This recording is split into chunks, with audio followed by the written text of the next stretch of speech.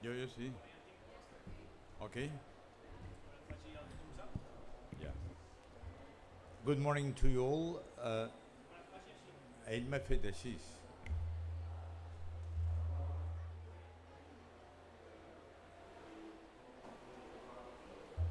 Good morning to you all. It is my pleasure to welcome you here for this session on nature-based solutions for climate change. I am Octavio Quintana. I am the director of PRIMA. PRIMA being a foundation gathering 19 countries from around the Mediterranean, 11 European, 8 non-European. And what we are doing is to fund projects in always in cooperation between Europeans and non-Europeans, trying to tackle the challenge of the Mediterranean and very especially those dealing with climate change. The session today will be, it's a very important session because we are trying to explain which is the main importance of nature-based solutions, including wetlands, agroecology, blue marine, and so on. So the experts will deal about that. But for us, the only thing I want to say is that for Prima, it is very important that we insist on nature-based solutions because without them, it will be much more difficult to tackle this huge challenge of climate change. And without further ado, I'd like to introduce now Antonella Utino, who is the project manager of Prima, and then Alessandra Sensi from our sister organization, that is the Union for the Mediterranean, who will be moderating the session. Thank you very much.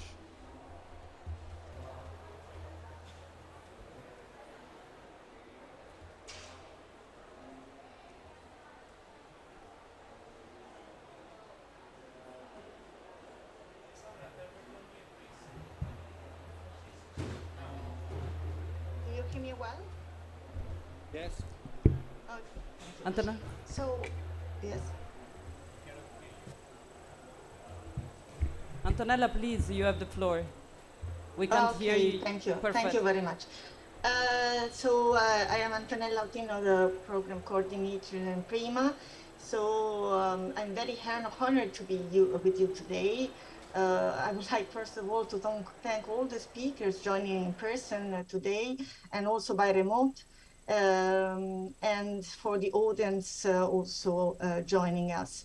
Today's event, in fact, tackles a topic of increasing importance in the Mediterranean, which is nature-based solution, as there is a growing awareness of the value of nature in addressing environmental, social, and economic challenge.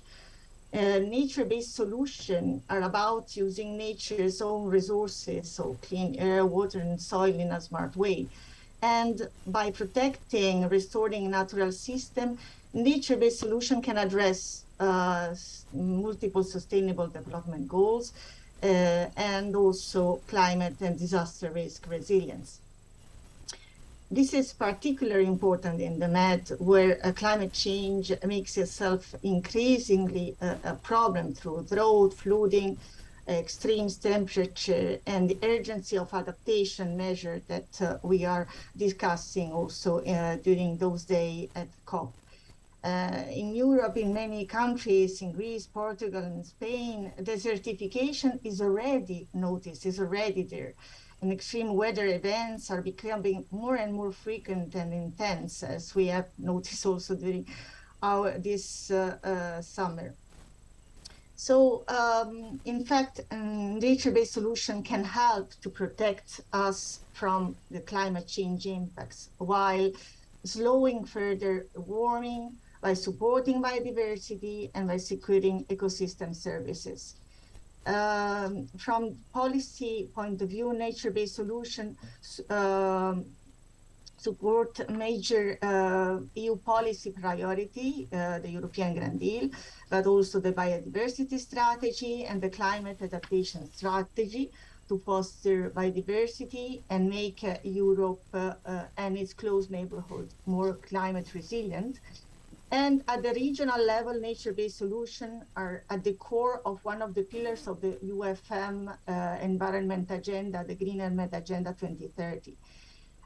PRIMA, from its inception in 2018, has actively supported environmental research and with 168 projects funded so far, 25 of them with a total focus on nature-based solution for a total of 39 million euro. Projects funded by the PRIMA portfolio include, among other, activity focusing on conservation agriculture, cropland management, agroforestry, improved livestock management practices, and sustainable groundwater management and aquifer recharge measure.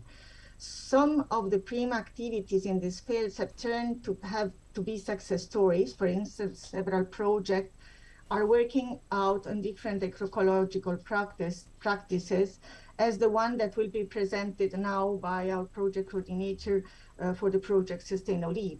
Some other projects propose low-cost nature-based solution for aquifer recharge through water harvesting, considering water availability and consumption. And other projects, as the one that will be presented today, Fit for Reuse, focus on constructed wetlands, and which has a number of advantages over conventional wastewater treatment systems. As we will have the opportunity to show today, several regional initiatives have made a nature-based solution a priority within the Mediterranean, including UFM, FEO, EFI, MedWet, and all the organizations present today that will now introduce themselves during the panel. Today is an excellent opportunity to present this nature-based solution, in particular the three essential to the Mediterranean region more pressing challenge, such as wetlands, ecology, marine, and a coastal protected area. It will also be a good opportunity for wider and strengthened regional collaboration and to support for nature-based solution at the Mediterranean level. So thank you very much, and I pass the floor now to Alessandra Sensi to introduce the panel. Many thanks, Prima, many thanks, Octavi and Antonella, for this important introduction. Indeed, Prima is consistently contributing to nature-based solution. Today we have eminent speakers with us. We will focus, as it was just mentioned by Antonella, on different categories of nature-based solution, from agroecology, landscape restoration, forestry, to protected areas, marine and coastal, as well as wetlands, indeed, the natural and constructed one. So with no further ado, I would like to start actually this dense session with the speaker, Roberto Garcia Ruiz, who is indeed a partner within the PRIMA project Sustain Olive. Indeed, olives are an important and dominant landscape in the Mediterranean region. Recently, the intensification has produced biodiversity loss at local level, together with related negative environmental impacts. Rodrigo, if you could tell us more about the project and how nature-based solution has actually contributed in your, let's say, project to support agroecological practices. The floor is yours. Please, for you and for all the speakers, stay very focused. It's a dense 1 hour, so let's try to keep the time for everybody to be able to talk. Thank you. Please, the floor is yours. Hello, good morning. First of all, I would like to thank the organizer and the PRIMA Foundation to give me the opportunity to share with you the agroecological performance on olive cultivation models based on nature solutions.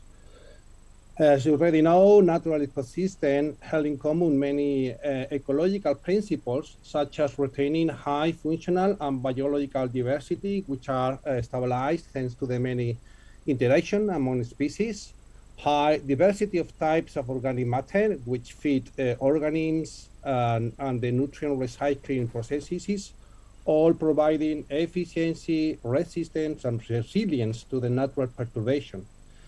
One of the main goals of agroecology is the recognition of these nature-based processes and try to emulate, promote, boost these processes into agroecosystem using the day-to-day farmer knowledge.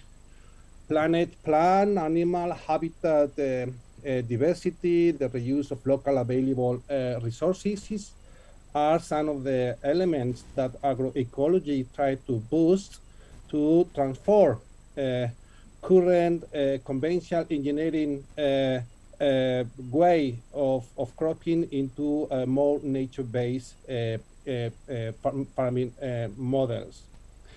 The translation of agroecology into the olive cultivation and other types of orchards, such as almond, vineyard, fruity orchards, as the spread of the tree pruning, the implementation of wild, spontaneous, or seeded cover crops, the application of bioproducts from the local available agri-food industries, such as composted olive pomace or manure, or the integration of livestock, such as hen, sheep, and horses. The 86 olive grove from Portugal, Spain, Italy, Greece, Tunisia, Morocco, which take part of the network of this project of Sustain Olive, has been scored against a nature-based process promoter index, resulting in olive growth with very low or low value, typically of conventional engineering olive growth, up to olive growth with very high value of this index. Total productivity was the highest in olive growth based on nature solutions, and bacterial abundance, richness, diversity, soil quality, soil functional quality relative to a nearby and comparable forest were also the highest in those olive groves which have implemented nature-based solutions. Nitrogen, the amount of nitrogen which is continuously recirculating in olive farms under nature-based solution was also the highest, and the contribution of this nitrogen recirculation to the total nitrogen through flow was also much higher in olive growth based on nature solutions. Carbon and soil balances were a few times more positive in olive growth, which apply nature-based solution.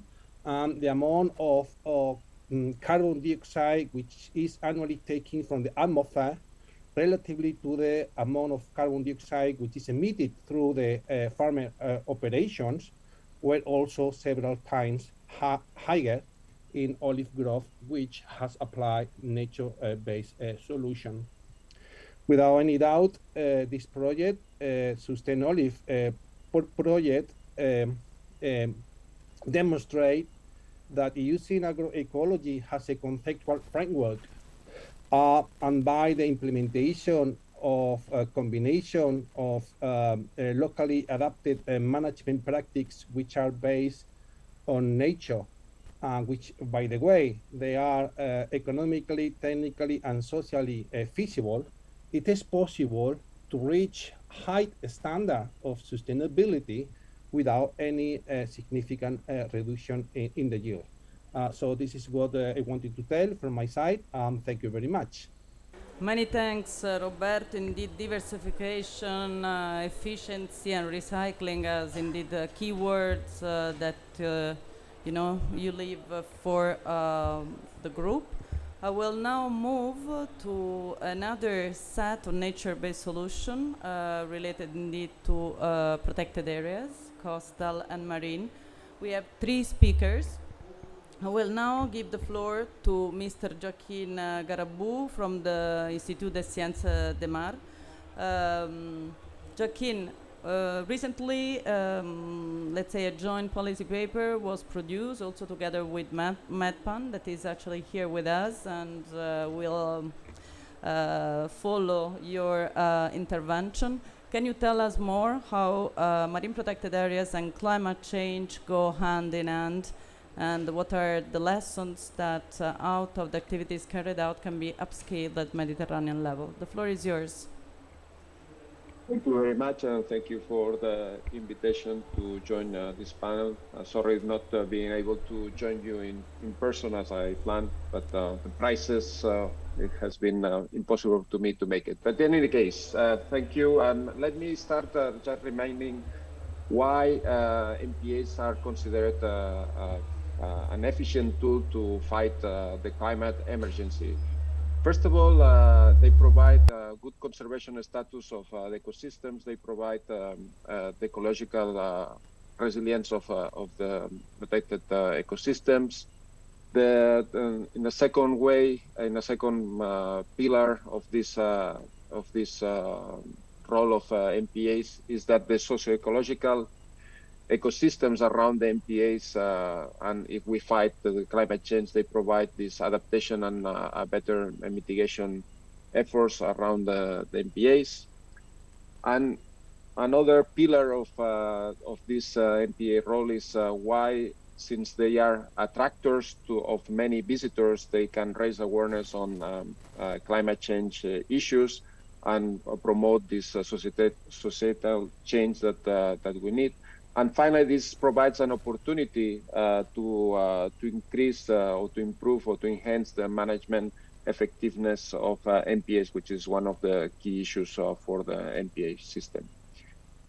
For these reasons, the increase the surface of the protected areas in the globe is it's now in the international and the regional agendas. In fact, in the Mediterranean, we already adopted this 30% of protection by 2030, and even in the European waters, we have 10% of these protected areas that have to be strictly protected. We have a lot of work to do because the current situation in 2022, it's that we only have 8% of the surface protected and less than 1% strictly protected. So how we are going to manage this is we don't know. It's uncertain, but it's a call to take action in an efficient way. And what is certain is that the climate or the sea temperature of the water is going to keep rising. So it's already pushing the systems to some really dramatic degradation effects in the water and all the ecosystem services that the MPAs and the marine ecosystems provide.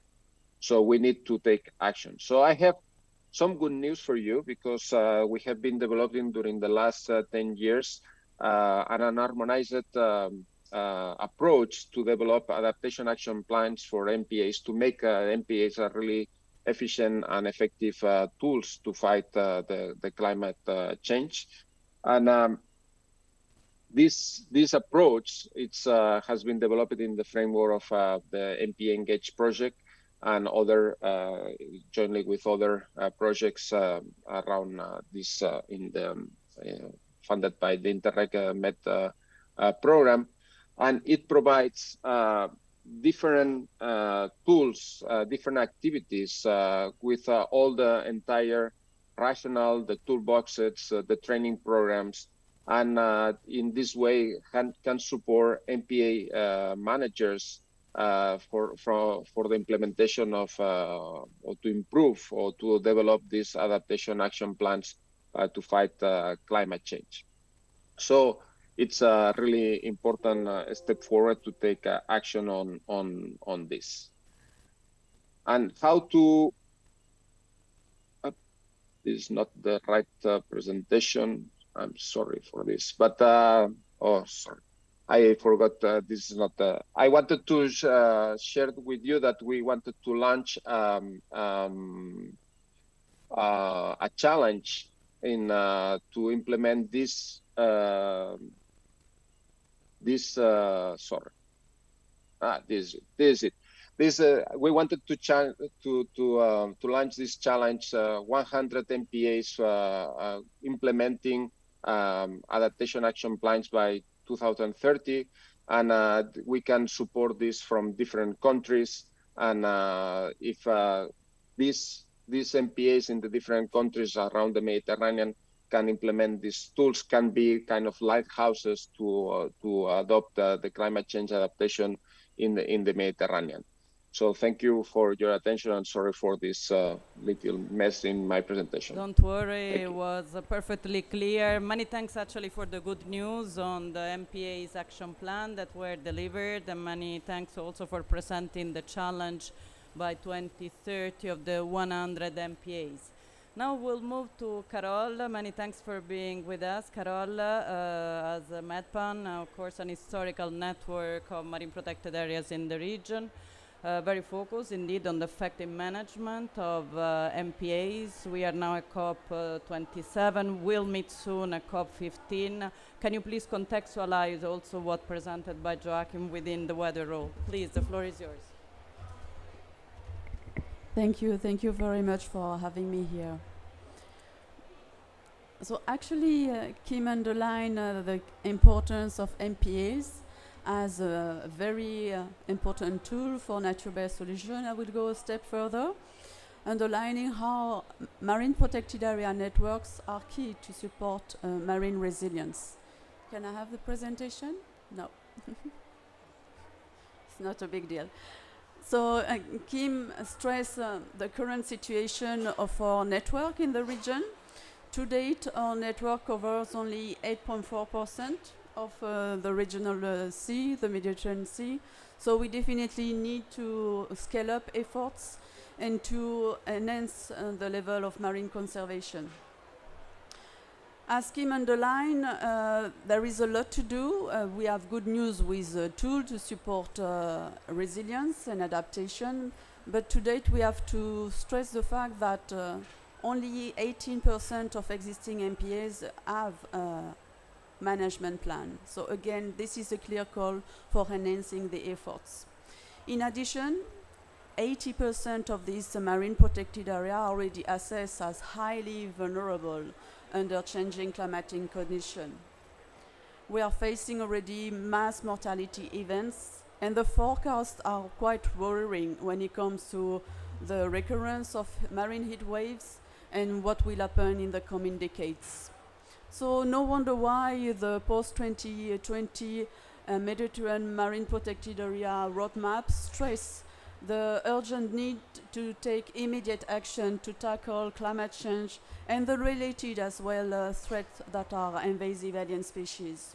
This is why our new MEDPAN policy paper is as well stressing climate change as a key policy issues, and we have elaborated jointly with CESIC, with Joachim, key recommendation addressing decision makers from the local to the national, the Mediterranean, the European, but as well the international level. So we do need to support the marine resilience in our Mediterranean Sea. We need to keep in mind actually that this is very dynamic with a lot of currents and a lot of gyres, and definitely, for instance, the rise of sea temperature will have an impact on these dynamics. In this regard, we have to keep in mind as well the fact that ecological connectivity is a determining factor for the survival, the migration of species, and the potential adaptation of those species. So we do need to have well-connected network of MPAs. So here I join the challenge of Kim. We need not only 100 MPAs adopting vulnerability and adaptation plan, but they need to be connected. We need to go beyond a static protected area approach, and we need to understand more about connectivity. And again, good news, we have tools, but they need to be scaled up, they need to be further implemented. So here there is a clear need for this region to do more in terms of understanding the connectivity between marine ecosystems so that our MPA network can be resilient and can support effectively a 2030 target. Thank you. Thank you very much, Many thanks, Carol, for this important message indeed on connectivity. Very strong. We all try to connect indeed and to pool our resources. So let's now give the floor to the director of the Med Fund, Mr. Roman Renaud, who is with us online. Roman, can you complement the picture that was given by the previous speakers on MPAs and what the fund is actually doing to support all the work mentioned by Joachim and Carol? Thank you. The floor is yours. Thank you very much, Alessandra. Thank you so much for having me this morning. And once again, congratulations to the European, to the Union for Mediterranean and other interesting session. I have a presentation to share, so I'll just share a few slides if you allow me.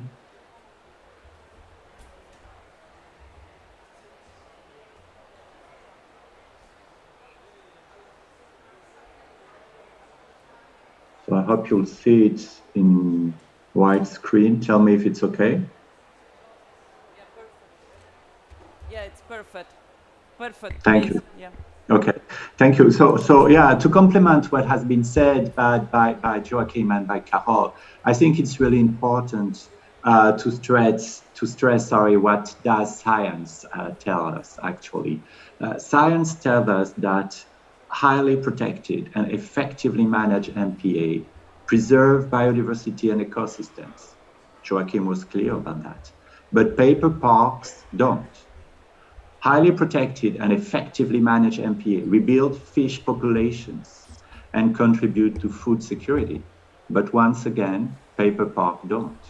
And then highly protected and effectively managed MPA, like Carol just said, enhance ecosystem resilience, contributes to carbon sequestration and coastal protection. But once again, paper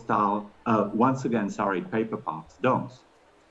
So this is one of the reasons why 3 Mediterranean countries, namely Tunisia, Monaco, and France, have decided to join forces and to create a sustainable funding mechanism called the Med Fund in order to turn paper parks into effective MPAs, because this is all about being effective and don't have only marine protected areas on paper. To do so, we need financial resources, sustainable financial resources, and we also need human resources, trained staff, skilled staff. Nature-based solutions are not free. They need investment and they need financial support. So now we have developed this initiative in the Med, which has been labeled by the UFM 3 years ago. And now we are supporting up to more than 15 marine protected areas across the Mediterranean region. So which is more than 6,000 square kilometers of coastal and marine areas that are supported, financially supported by the Med Fund. And we have a financial commitment of more than 4 million euro for the next 5 years.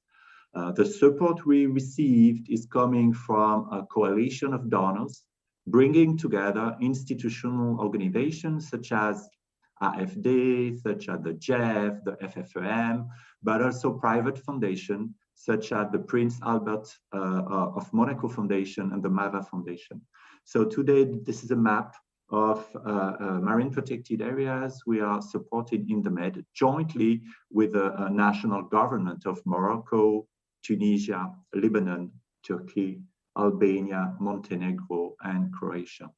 And what we found is really the day-to-day management activities of those marine protected areas. As I've just said, marine protected areas are not free. They need investment to do the enforcement and patrolling activities, to do the scientific monitoring, to develop sustainable activities such as sustainable fisheries or ecotourism, and to enhance governance and awareness. So I think that this is something we have to keep in mind to our leaders and decision makers. Nature-based solutions have shown fantastic results. But once again, if you cannot afford them, don't buy. Thank you. Thank you so much, Romain. Message very well received. And with this important reference actually also to the needed funding sources, but also the active funding sources, we will move now back to land. We have with us Christophe Bessassier, Senior Forestry Officer at FAO, very dear colleague, very much engaged on landscape restoration. We have years of collaboration together. Now, Christophe, how is landscape restoration contributing actually at Mediterranean level to address the climate challenge? The Paris in Action project proved to be very, very useful in this respect, very productive. Morocco and Lebanon are example in point, but also the involvement of all the other countries of the region. We are at COP27. Main messages from your side. Thank you. Thank you, Alexandra. First, I would like to thank all the organizers, and particularly the Union for the Mediterranean, for giving me the opportunity to share on what we are doing in the Mediterranean region on forest landscape restoration, and maybe also to link this with the global agenda and what is happening in the context of the UN decade on ecosystem restoration. So, as you know, the Mediterranean basin has a long history of human activity, which, coupled with its typical climatic regime, resulted in plant adaptations to clearing, grazing, fires, and drought. But the intensification of land use, urban development, the climate change, led to degraded lands, which reduced provision of ecosystem services in the Mediterranean landscape. So restoration is clearly one efficient, nature-based solution to reverse land degradation.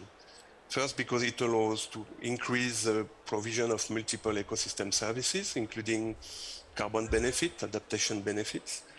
It contributes to adaptation to the effect of climate change, and it improves livelihood and well-being of local population.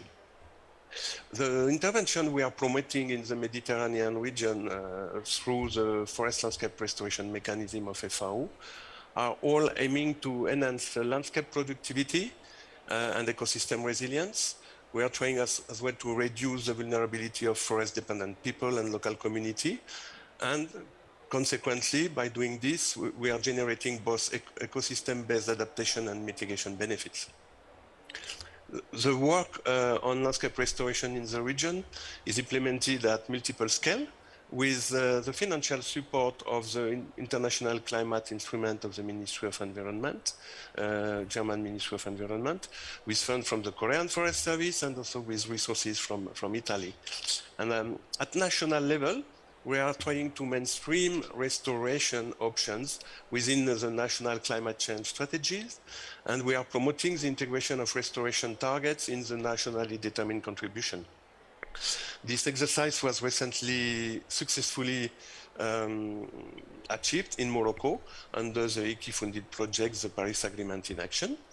And Morocco positions the forestry sector at the forefront of the national efforts to fight climate change, and they are trying to promote the reduction of greenhouse gas emissions with restoration activities. The revision of the NDC allowed as well to the inclusion of restoration practices among the strategies proposed by the country to adapt and mitigate the effect of climate change. At national level, again in Morocco, we have activity promoting participatory approaches for the restoration of degraded lands with a combination of reforestation with valuable species, which already exist in the landscape, but as well with assisted natural regeneration activities. These approaches are implemented through contract with the local community that from one side obtain economic return from the sustainable management of their natural resources, and on the other side, they actively participate in creating themselves resilient forest ecosystems in their own landscape. In Lebanon as well, we are working and we supported the update of the forest law to integrate better forest and rangeland sectors. And we developed several rangeland restoration plans at municipal level with the financial support of our key project, the Paris Agreement in Action. We are trying to have as well an activity at regional level. We are supporting knowledge sharing, dissemination of good practices on ecosystem restoration, both for the planning phase, the implementation phase, and the monitoring phase of restoration initiative. And we are facilitating resource mobilization from climate instruments, such as the Green Climate Fund, Adaptation Fund, the Global Environmental Facility, which is really key to really upscale restoration intervention and to promote both adaptation and mitigation action. I would like now to come back on the link between the Mediterranean and the global agenda on forest ecosystem Christophe, restoration. you have a minute. Yeah, quickly, I need one, maybe two. 80 million hectares of land, including forests, are degraded in the Mediterranean region. And at global level, several countries already pledged to restore more than 1 billion hectares by 2030 in the context of the Bonn Challenge and the Rio Convention. The Mediterranean region contributes to these efforts with a commitment of at least 8 million hectares of degraded land to be restored by 2030, under the Agadir commitment formally endorsed on the occasion of the 5th Mediterranean Forest Week in Morocco in March 2017. We know that multiple restoration efforts are ongoing in the Mediterranean, but to answer to your question on what is key finally to achieve restoration in the Mediterranean region, I would like to say first that we need to better share knowledge, including on monitoring, through more systematic assessment of best practices, success stories and lessons learned to build capacity on ecosystem restoration in the Mediterranean. We need to increase the political will by mainstreaming ecosystem restoration as an efficient nature-based solution to address adaptation and mitigation. And we need to mobilize more financial resources. And in this context, the UN Decade on ecosystem restoration, co-led by FAO and UNEP and its multiple task forces, provides an important opportunity to promote restoration and to better link restoration with the climate agenda. In this context, I just want to finish by mentioning the fact that we launched the first call for World Restoration Flagship in early 2022 to promote best or more promising example of ecosystem restoration worldwide. And the Mediterranean region, with the support of the Committee on Mediterranean Forestry Questions, Silva Mediterranea, and international partner, including the Union for the Mediterranean, who endorsed the proposal, submitted a World Restoration Flagship to promote and upscale the restoration in the region. Thank you for your attention. Many thanks, Christophe, for linking with the Ecosystem Restoration Decade, very important, NDCs and participatory approaches. Without no further ado, I would like actually to ask to Mr. Bozzano to complement with a very focused intervention on forestry ecosystem, indeed, I mean, linking with managed and natural one, with urban, peri-urban, how they can be indeed classified the multifunctional nature-based solution, and indeed, I mean, what's happening at Mediterranean level, especially, you know, in terms of research needs and scientific inputs. The floor is yours. Good morning, and thank you very much, Alessandra, and thank you to the Union for Mediterranean and Prima for inviting us to contribute to this event. Indeed, in the Mediterranean, the forest can have an important mitigation effect, and the provision of ecosystem services is even more important than the storage of the carbon in the timber and in production of the constructing material. Ecosystem services that varies from the provision of all the possible non-timber forest products that are so important for the rural population living in a landscape, but also for the regulation. And this is something really crucial that the forest can provide for the Mediterranean. Regulation, for example, of the water cycle that forest can mitigate the catastrophic events like flooding that are becoming more and more frequent in the Mediterranean, but also storing water and releasing it slowly during the drought period. But forests are also crucial for ameliorating the microclimate in the Mediterranean. But to mitigate, forests first need to adapt to this fast changing climate. As Christoph was saying before, forests in the Mediterranean have been shaped by humans for thousands of years, and landscape has been heavily fragmented. So we need science-driven managerial actions in order to restore the adaptive capacity of the forest. And this adaptive capacity of the forest will allow the forest to cope with the fast-changing climate and will allow the production landscape to be productive and to allow the rural population to live within and also the urban population to benefit from the positive effect of the forest. As Christoph mentioned before, restoration is something that is heavily needed in the Mediterranean, but also we need to manage the existing forest. We need to manage the existing agroforestry ecosystem. So we have been, scientists throughout the Mediterranean, throughout the world, have been generating already sufficient science to guide the practical action. So what we are doing in the Mediterranean is guiding the managerial action that can make the landscape, that they are fastly changing, that they are heavily impacted by human activities in a way that will be more resilient. So yes, as you were saying, Alessandra, the ecosystem provided by the forest are an important asset that we have in the Mediterranean to mitigate climate change. And understanding how to value this ecosystem service is one of the key questions that the Mediterranean Forest Research Agenda, that the facility of the European Forest Institute, the Mediterranean facility, is launching at the end of this month. So to conclude, knowing that you are in a bit of rush in closing this part of the session, I will say that scientists have generated the knowledge and how to make forests more resilient so that they can adapt to climate change, so that they can then mitigate the effects. But the critical issue here is that we need to transfer this knowledge into action. And this is what we are here to serve as European Forest Institute. Thank you for this opportunity again. The floor is back to you. Many thanks, Michele. Very important messages indeed, the forest as regulator and how to pass indeed from knowledge to practice. We will now move to wetlands, and indeed this is a very important and crucial interface between land and sea, which we have been tackling up to now. Wetlands have been disappearing at an impressive rate over the past years, 50% of them, so there is an incredible effort now indeed in terms of both management and restoration. COP14 hasn't closed yet. Important decisions are being put forward in terms of Mediterranean wetlands. Mr. Sattalessio, the floor is yours.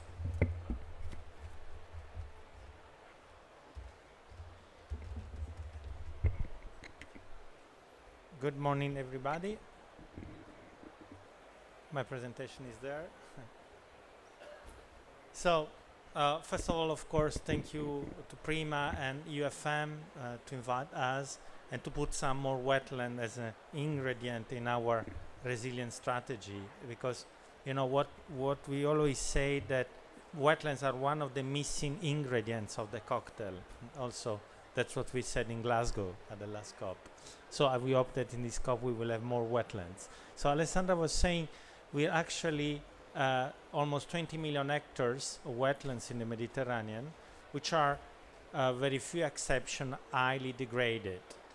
The good news is that if 80% of wetlands need to be restored, 52% of these wetlands, according to our estimation, can be restored with low and medium investment. That is, of course, a very good news for us. We are already in action. These are 4 examples of wetland restoration happening in some different locations: in Oristano in Sardinia, Camargue in France, Garelmel in Tunisia, and the Ebro Delta in Spain. We are also, of course, very much focusing on producing knowledge and bridging the gap between science and implementation of restoration. We were very much stuck in the science phase, but now we are running fast to bridge this gap. I would also like to mention the upcoming event that the second year we are organizing together with the Union for the Mediterranean to have a focus on wetland restoration and especially this year as nature-based solution.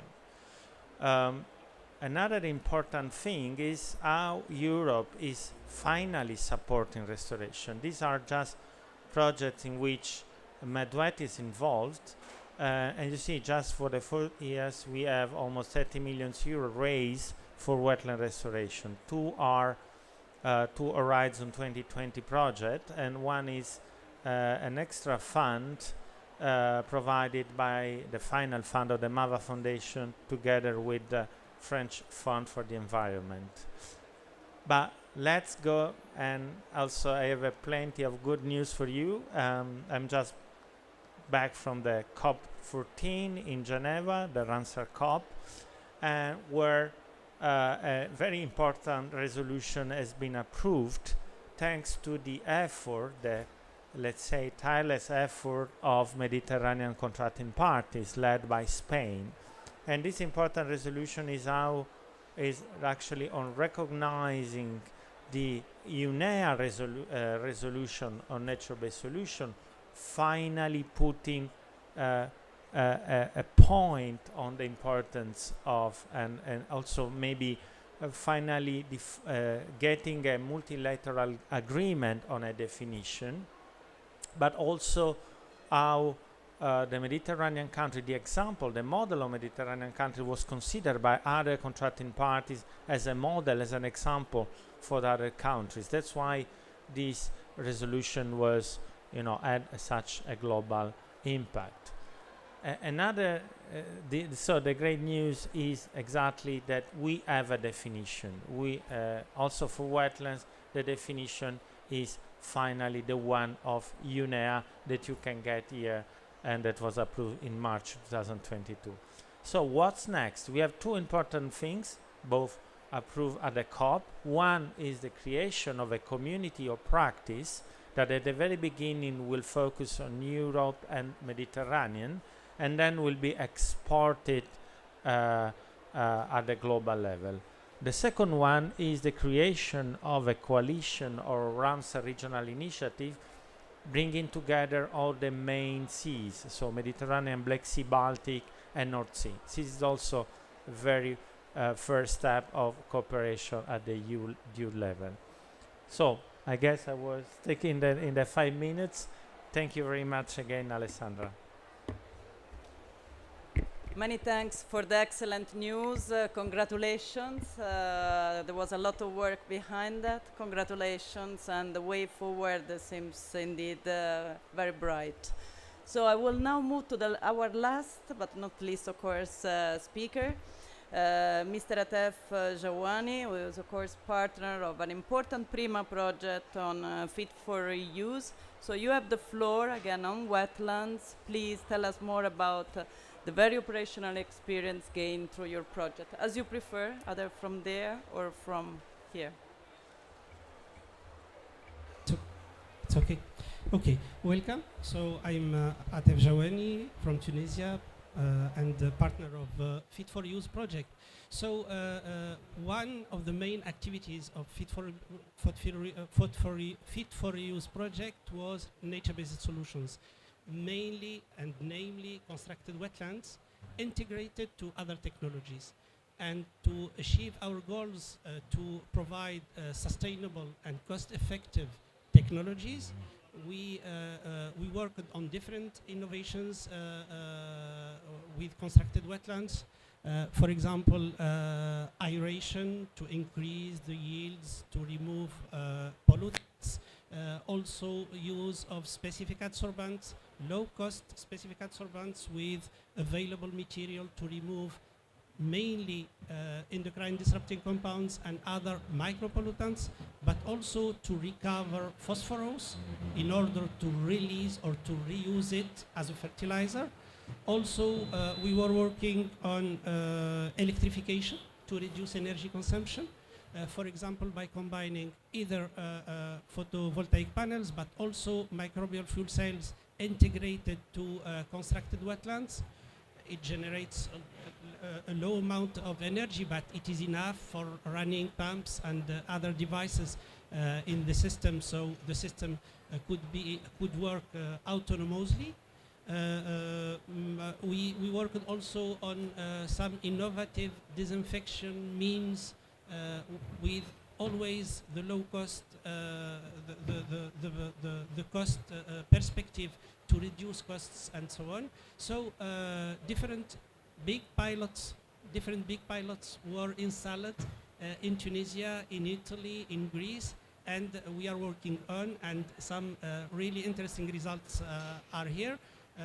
The good news is that we are capitalizing on these results, because we had two other Horizon Europe projects using these constructed wetlands, either as a tertiary treatment for wastewater treatment, but also for runoff, for example, runoff water. So this is my. Thanks for this important contribution. Indeed, projects are essential to move on these processes, these Mediterranean processes. I will now pass the concluding remarks to our colleague Fabrice Dentrensange, and then, of course, to the Prima director, Mr. Octavio Quintana.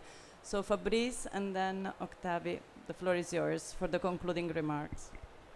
Thank you very much, Alessandra. Thank you to all our speakers for really the high quality of their message and their inspiring message, because in reality, what I've heard, there is a lot of good news in the nature-based solution in this event. And I'm also very happy to see that there is a special light on the NBS at the COP event. For me, this is important. It's a symbol, it's a signal, and it makes it a priority. So I think this is very important also at the symbolic level. I think it's very important to consider and to include the NBS for sure in our future development. We have, during the talk, we have seen the importance of the connection between ecosystems, for example, and I think nature-based solution is a very good tool to be able to connect productive agrosystem and natural ecosystem, because they are providing ecosystem services, they are providing, and they can be a solution or participate to the problem of water availability in the region. The use of nature-based solution is very important, because this is something that includes also the society. We have seen in the example that the society is not excluded of that. On the contrary, there are economic benefits also for the society taking advantage of this nature-based solution. We see on the field that using nature-based solution is working. We have seen that when speaking about the yields, for example, in the olive trees, but we can speak about the marine reserve, where the population of fish increase, so we increase the biodiversity, we increase the circulation of nutrients, we increase this connectivity among and between the ecosystem. So I think this is we need to use this solution because it works. And we also have seen that it's economically feasible. So we have to push in that direction. I think in Prima, we are always promoting the Nexus approach, meaning that everybody or different sectors are working together.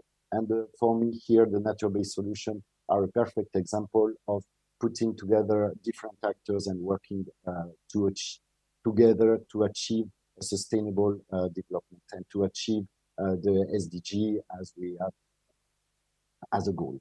So we have seen also, I think during this presentation, there are important messages. We need also policy. We need political will to be able to apply this solution on the field, because solution exists, but they need also fundings, as it had been said.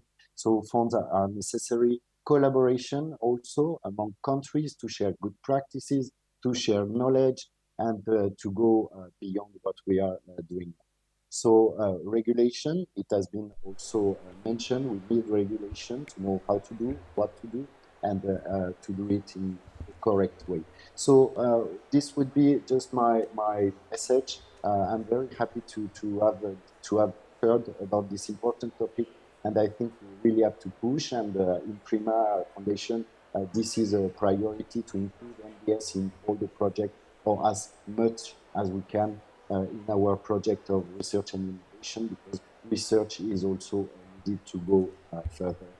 Many thanks, Fabrice, Thank you indeed, very for much. wrapping up. And now the floor is with Dr. Quintana. The floor is yours for the conclusion of this side event. Thank you. Thank you very much, Alessandra. Thank you very much to all the speakers and those who were attending. In fact, Fabrice did a little bit of a summary, and maybe what I'd like to add to what I heard during your presentations is first that indeed there are nature-based solutions working, actually working. They insisted in the recycling, the case of Sustainolive. We saw in the case of wetlands, all the projects on marine protected areas. So we had, I think that there is a whole array of options, but the main message I got from you is do it, implement it. I mean, Romain was as strong as saying if many MPAs need investment, and if you do not invest, you better do nothing. So it has to be implemented. I think that is a message that is not of this session, is I think of this conference at all, is implement. Knowledge is very good, and we're mainly dealing with knowledge, but knowledge needs to be followed by action. And I think that this is the message I like to conclude. For Prima, this is very important. We work with science, with research, but we work also with innovation. And innovation means either, I mean, the outcomes of innovation may be three, product, services, or policies. In the three cases, you need to reach the end users, either in the case of policy decision makers, in the case of products and services, the market. And I think that this is a message that we need to push forward horizontally through, not just for this session, but all over this meeting, I mean the COP, for it to make sense. Thank you very much for your attention.